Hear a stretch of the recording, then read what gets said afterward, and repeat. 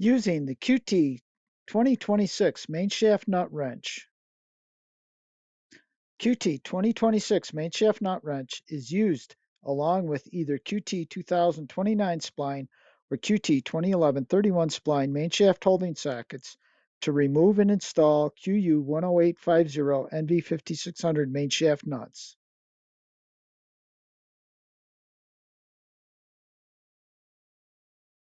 Use a small chisel to unstake the nut from the mainshaft slot. Place QT2026 wrench onto the mainshaft nut. Install spline wrench and attach breaker bar.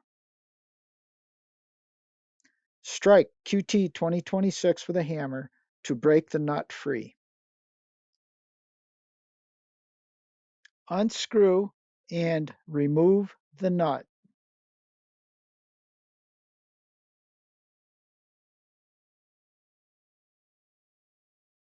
Apply 242 blue thread locker to a new QU10850 nut.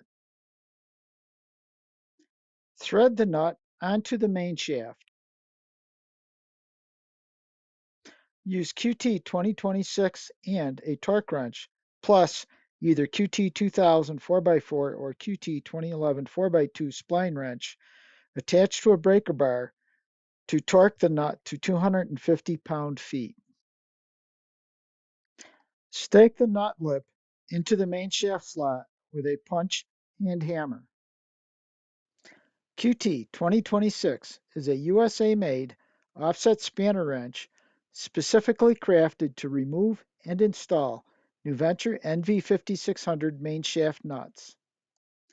Features include solid steel construction, precision cut hex hole to fit original equipment spec main shaft nuts, compatible with 1/2 inch square drive ratchets and breaker bars, durable 1/2 inch thick body, and a black oxide finish.